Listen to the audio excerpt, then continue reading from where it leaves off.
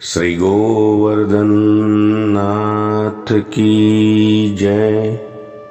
श्री रामचंद्र भगवान की जय। जय श्री कृष्ण। राधे राधे। राधे सत्संग में सत्संग का रसपान करते मेरे सभी आत्मीयजनों, प्रियजनों, रामनवमी का त्योहार नजदीक आ रहा है और पुष्टि मार्ग में रामचंद्र जी के पुष्टि कार्य कौन से हैं, रामनवमी और पुष्टि भावना, उसके बारे में श्री वल्लभ की कृपा से प्रेरित होकर राधे सत्संग में आज हम जानेंगे और समझेंगे। लेकिन इससे पूर्व अगर आपने राधे सत्संग चैनल को सब्सक्राइब न किया हो तो कर देना, जिससे आपके हर सत्संग की जानकारी नोटिफिकेशन से मिलती रहे। और अगर आपको ये वीडियो सत्संग पसंद आए तो उसे लाइक करके शेयर जरूर करना, जिससे आपके अन्य स्नेही जन भी लाभान्वित हो सके। तो प्रियजनों, श्री गोपीनाथ जी प्रभुचरण रामनवमी की भावना समझाते हुए, आज्ञा करते हुए कहते हैं कि श्री कृष्ण हास्य रूपेण प्रमदाभावकार तदर्थम प्रगटाय त्वाम भजामि रघुनायक। यथै वाग्नी कुमाराणाम भावम उत्पाद्य दत्तवान वरम मे कृपया देहि तथा देव नमोस्तुते। श्री गोपीनाथ जी प्रभुचरण कहते हैं कि हे रघुनायक प्रभु श्री राम, आप प्रभु श्री कृष्ण के हास्य रूप है। आपके दर्शन करने से प्रेम भाव, सर्व समर्पण की भावना प्रकट हो जाती है। प्रभु ने दंडकारण्य में अग्नि कुमारों को दर्शन देकर उनमें प्रमदा भाव जगा दिया था और फिर उन्हें वरदान भी दे दिया कि कृष्णावतार में तुम्हारे मनोरथ को पूर्ण करूंगा। मुझ में भी वह प्रमदा भाव प्रकट हो, इस मनोरथ से मैं आपकी सेवा करता हूं। श्री रामचंद्र जी मर्यादा पुरुषोत्तम है। आपने अपनी अवतार लीला में लोक वेद की मर्यादा का पालन किस तरह से करना चाहिए, इसका बोध जगत को दिया है। लेकिन जब जब भक्तों का उद्धार करने के लिए प्रभु मर्यादा का अतिक्रमण करते हैं, तब वह पुष्टि यानी कि अनुग्रह कहलाता है। श्री रामचंद्र जी ने यह कई पुष्टि कार्य किए हैं।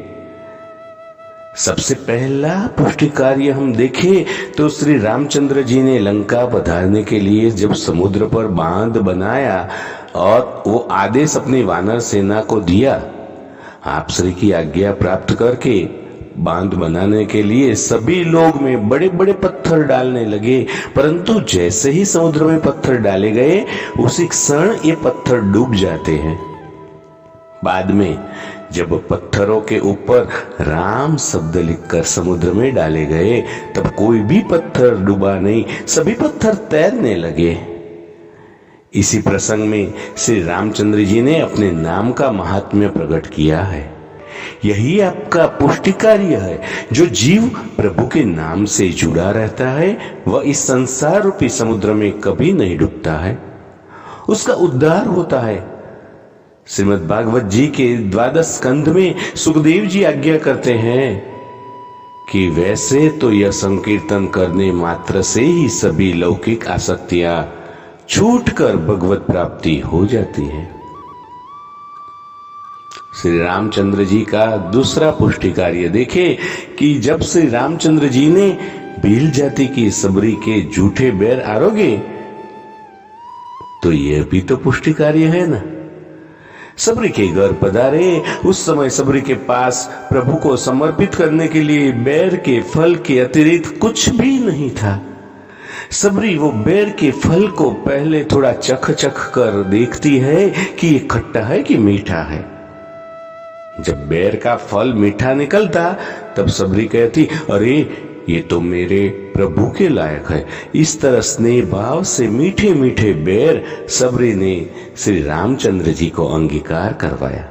और इस प्रसंग से भी हम समझते हैं कि भक्तों के शुद्ध प्रेम भाव के अधीन होकर श्री रामचंद्र जी ने मर्यादा का उल्लंघन करके भी भक्तों के मनोरथ पूर्ण किए हैं।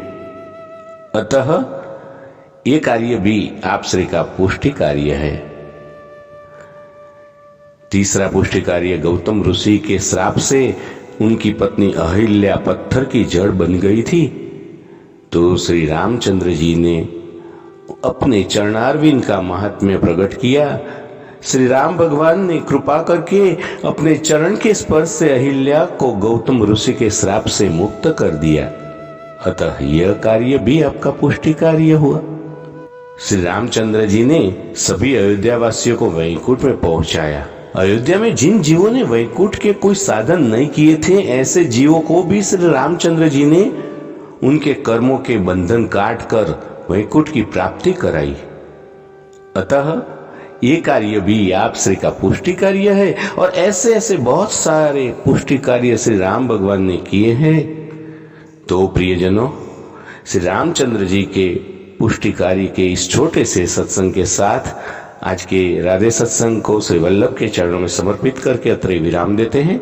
फिर मिलेंगे राधे सत्संग में नए सत्संग के साथ। लेकिन इससे पूर्व अगर आपने राधे सत्संग चैनल को सब्सक्राइब न किया तो कर देना, जिससे आपको हर सत्संग की जानकारी नोटिफिकेशन से मिलती रहे। श्री रामचंद्र भगवान की जय। जय श्री कृष्ण। राधे राधे।